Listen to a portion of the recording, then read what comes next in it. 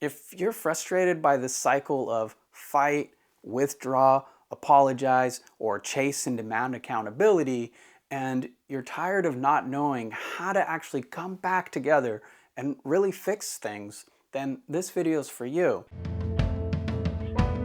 'Cause after all, when darkness falls, what do we have except you and me? You had a fight with your partner, and when this happens, it's likely that one of you either goes cold and waits for the other person to come around, or both of you do this and you let time do its thing, or maybe the other option is that one of you pushes for an apology while the other person feels like they have to acquiesce, give in, apologize, promise to change, or you feel like you're the one who has to force that apology, force your partner to see your point of view.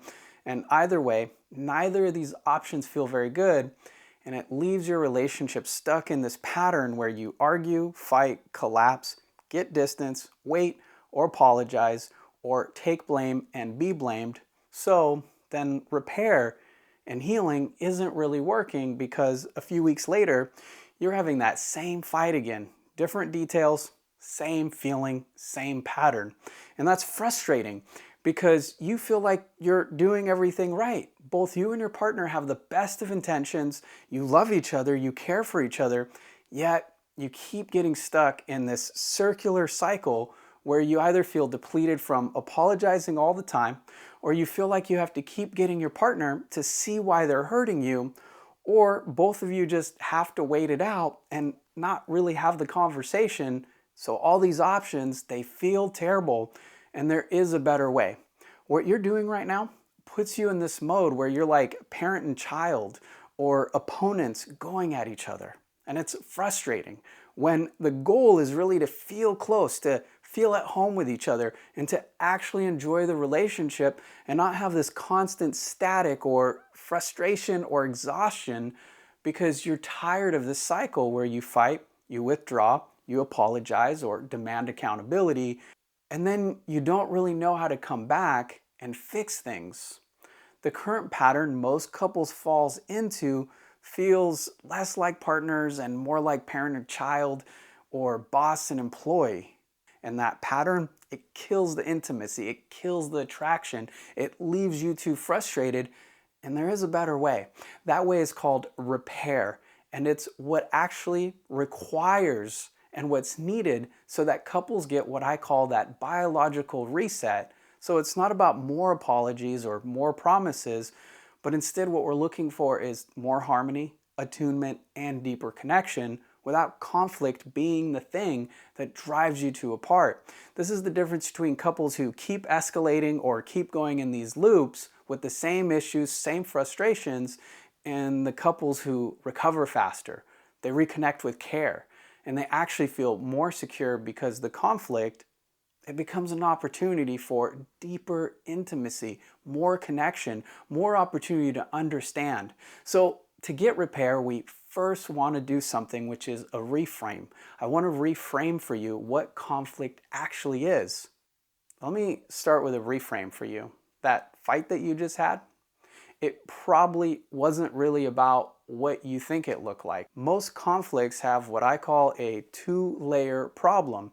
And that first layer, that's the surface stuff, whatever you're fighting about, the dishes, the intimacy, the in-laws, the finances, and that's what most couples focus on. It's that first layer. Most couples are trying to solve the problem at the first layer, and most couples are spending most of their time trying to solve issues that actually have that second layer where things are really actually happening, but that part never really gets addressed. Underneath that first layer, there's a second part. It's the emotional meaning of what just happened. It's the emotional layer, or what we call the attachment conversation. And the second layer, that's where the real questions are being asked. Questions that really matter. Do you care about me? Do you understand me? Are you here with me, or are you against me? Can I trust you with what I'm feeling? Are you willing to see my point of view? And it's this second layer that is really the most important part, but most couples never really get to it. So issues naturally keep coming back over and over again. And this is where I want to shift how you think about conflict itself. Most people treat conflict like it's the problem, and the conflict isn't the issue. Just like exercising gives you sore muscles and a sore body, but that's not the problem. It doesn't ruin the workout, it's actually a part of a good workout. Same thing goes for conflict in your relationship. It's a part of the relationship. It doesn't mean that you have a bad partnership. In fact, conflict, it's inevitable. So what matters is the recovery, that repair. That's where the results happen. Same thing in your relationship. The real issue isn't the conflict, it's what you guys do after the conflict. You either recover and repair, or you cause more damage and you don't grow and you don't heal. And there's some fascinating research on this too. A researcher named Ed Tronick out of Harvard University studied the rhythms between caregivers and infants, parents and infants, and even in the most well-connected parent-child relationship, the child and the parent are only in sync or attuned to each other 30% of the time. The other 70% of the time, they're out of sync, they're misattuned, they're missing each other, and they're not quite connecting. And it's actually similar inside of a relationship too. Even the best couples are out of sync the majority of the time. What makes couples strong isn't constant attunement or constantly knowing and being connected. It's how quickly couples find their way back to each other after conflict. And this means most of the time, even in good relationships, couples are not perfectly in sync or in line with each other, and that's okay, because it's the disconnection that determines whether the relationship works. It's the repair. It's what couples do when they have conflict and how they come back. These small moments of coming back and reconnecting are actually what build trust, resilience, and emotional security. Just kind of like lifting weights at the gym, that soreness is your muscle growing, but it's what you do after. Rupture issues, they're not the problem. It's just part of a close relationship. So when you and your partner have some kind of conflict, it's not a sign that something is broken. It's not a sign that you two are off or shouldn't be together. It's a moment. It's an opportunity where something deeper is trying to get addressed. And the question isn't whether conflict happens, it's whether you know how to come back from it, how to recover, or how to do repair. And this is exactly where most couples get stuck. Because most couples, they think repairing is apologizing or promising to change, so they think they're repairing, but they're not. To better understand what good repair is, it's best to describe what repair isn't. Then we'll have a much easier time understanding what it is. Most of us were never taught how to repair. We were just taught to apologize, make amends, promise to do better, period. That was repair when we were kids, and that's what kids do. They come back and they do that, but in an adult relationship, that's not exactly how we do repair. In an intimate, grown-up relationship, an apology and a promise only works this much. Sure, it reduces the tension some, but it doesn't heal. It doesn't draw you two closer. It might even help you have a good night. It might help you feel a little bit more at ease, but it doesn't really heal or repair the wound. And here's the kicker. When you go and apologize or you promise to change, a few days later or a few weeks later or a month later, some version of that same issue comes back. Same wound, different day. Working with couples, I've seen this play out hundreds of times. But let me back that up with some data too. Research by Karina Schumann at the University of Pittsburgh found that apologies help people feel validated. They reduce aggression, and they do increase a willingness to forgive. And those are real effects. Those are valuable points. But here's the distinction that most couples miss. Feeling forgiven and forgiving someone, it's not the same as feeling or being understood or truly connecting with somebody. An apology can lower the temperature. It can restore some goodwill. That's why her work says, apologies reduce aggression, increase a willingness to forgive, but not certainly heal. Apologies and promises to change don't require either one of you to actually understand what happened between you, to get closer or to be grown in some kind of way, and to see something that you might not register because your partner sees the world differently. With an apology or a promise to change, we kind of skip over that. And in a long-term relationship, an apology does not rebuild the foundation or that connection. And a relationship like your health, it stands on a foundation. Promising to change also has the same issue. When we promise to change, it moves us into the future.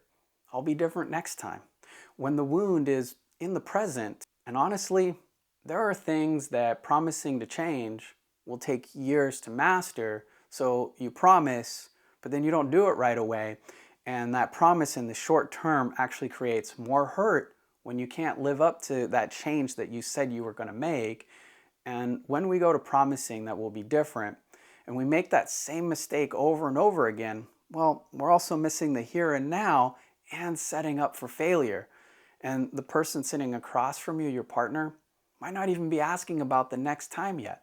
They're likely still inside the experience of right now, or they're frustrated that you keep promising and aren't actually changing because the promise isn't what creates repair. So let's talk about what repair actually is. If repair isn't an apology and it isn't a promise, what is it? What is repair? Well, true repair is 90% understanding, and the mechanism through which that understanding gets delivered is something called attunement. Let me define attunement carefully because it often gets collapsed into understanding or empathy, and that way undersells it. Dr. Dan Siegel, whose work in interpersonal neurobiology has shaped how clinicians and therapists look at relationships, says it really well when he says attunement is that feeling of being deeply known by another person. It's as if that person can see the world through your eyes. It's that feeling that made you and your partner fall in love. You felt seen and understood somehow and known, and that's what also keeps you in love, especially in the areas of conflict. Having your partner really register how you experience the world, especially in these places where you hurt or have trauma or really need to be seen, that's what keeps the relationship strong. It's what keeps you guys together. And notice, I'm not saying anything about agreement. Seeing someone or knowing them, that doesn't require or demand agreement. And in fact, we can let go of this whole idea that you need to agree with each other to have real repair. Because when I watch couples really get this thing about attunement, when they actually get it, I notice that that feeling of being opponents or litigating or arguing or parent-child thing, it dissolves. It's like something clicks and they go, oh, we don't have to agree, we don't have to apologize, we don't have to focus or force this making amends.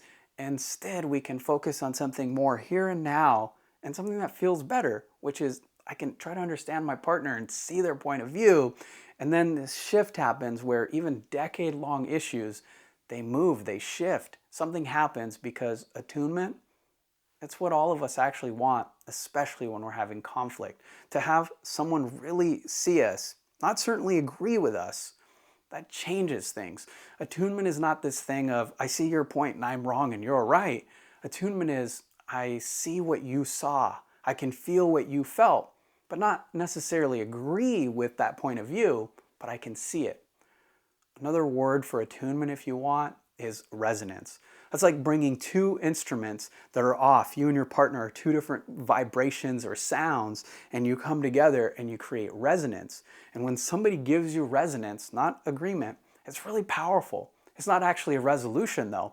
But when couples get that distinction, they can stop exhausting themselves thinking that somebody needs to be right, somebody needs to argue better, somebody needs to be wrong, somebody needs to take blame. And instead, we don't even have to resolve everything, but instead we can focus on trying to see the world through each other's eyes, and then issues that have been around for a long time, they shift. And the pressure for you to solve issues that might take years to resolve, they soften, and then the escalation reduces.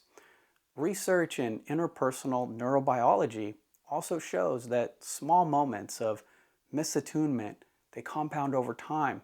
these micro misses, these moments where you reach for understanding or connection and you don't feel met, they quietly build into distance, frustration, and disconnection. And most of your conflict underneath the surface in that second layer, it's really about that. I've talked about this more in my previous video that I've linked here for you, as well in the description. But even if you don't go and watch that video, here's the quick version for you. In those frustrating conversations that keep playing on repeat, couples are actually having several hidden conversations at once.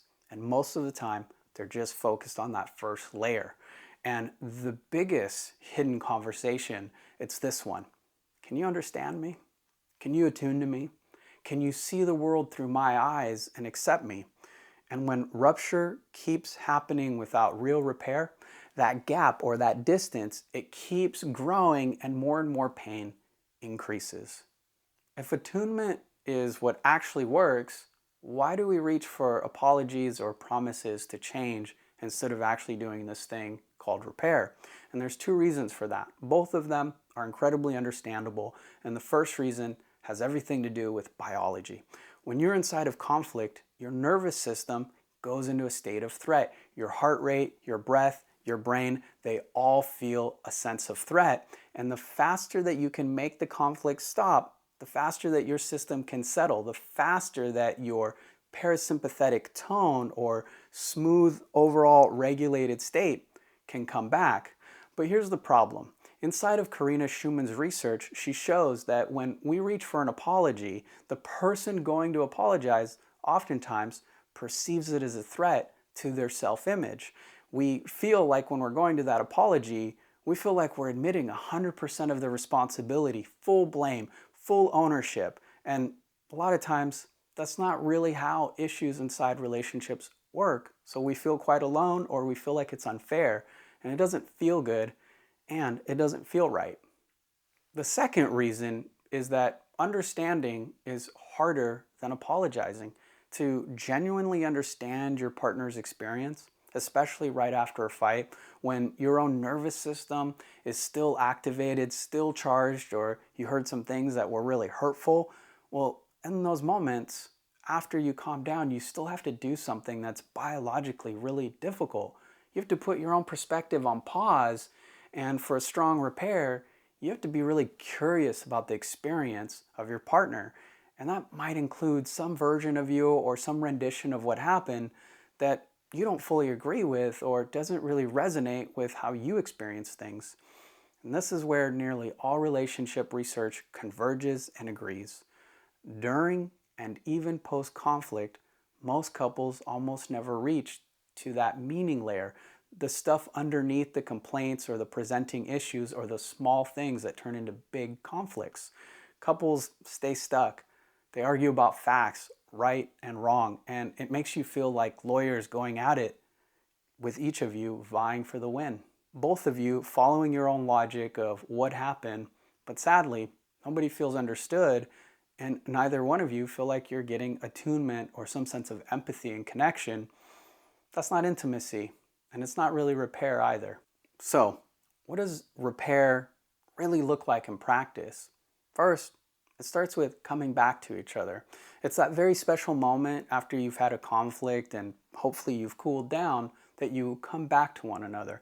That's when the opportunity for repair opens up for you. And if you don't do it, you suffer the consequences of misattunement compounding over time. So when you return to your partner, it's not about necessarily coming back with answers or a rehearsed apology or some version of right and wrong, black and white, but with a signal to each other that says, I want to understand what happened for you. I want to know how you saw things. And that alone is already different from what most couples do after they have a conflict. The questions that really drive repair, these are the kinds of questions that create more understanding or more connection. It's not questions like, what do you think I should do differently? That's somebody seeking an answer instead of seeking some sort of connection. So instead, we might be asking questions like, what was the moment that became painful for you? What did it feel like when I said something? What do you wish that I understood? These are the questions that invite your partner to feel known, to feel seen, to know that you're genuinely curious about how they saw the world. When somebody gives us that, our nervous system quietly and very strongly shifts. We calm down. And there's important work by Alan Shore at UCLA on right brain to right brain communication in close relationships that speaks to this shift. What his work found is that attunement isn't primarily a verbal transaction. Instead, it's a quality of attention, and whether our bodies are open, calm, and relaxed, and curious and leaning in, not so much just saying the right things. In fact, the words matter a lot less than how you feel while you're with somebody, but we can convey that feeling of being present, of wanting to connect through questions of what happened for you. Can you tell me how you saw things? And I'm going to put my ideas or my version on hold, and that creates what we call attunement, or a sense of co-regulation, where what you feel matters to me. It's two people helping each other return to that state of safety, that state of, I want to get to know you. And when that happens, something changes, and it happens consistently. When you do this regularly, the fights don't necessarily stop, but they get shorter and they get softer. I've watched this in my work with couples thousands of times now. I've watched it in my own relationship, and it's magic when it happens. You feel less pressure to apologize. You feel less pressure to have the right answer, and you let go of codependency or that push to be perfect, and instead you have a stronger pull towards closeness. You have more good moments, and you have more regular moments of intimate connection, and good repair can do that. Because with strong repair, the relationship develops what I'd call a repair track record, a kind of earned trust that says, we've been through bad moments before.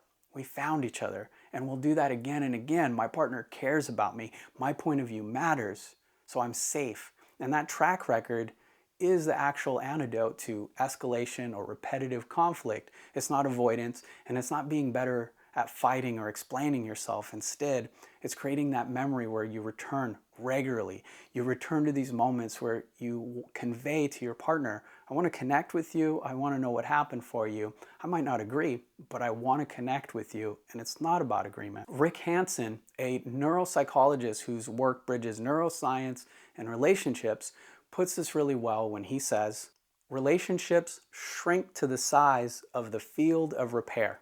What he's saying is that the relationship can only ever be as large as your collective capacity to come back after rupture.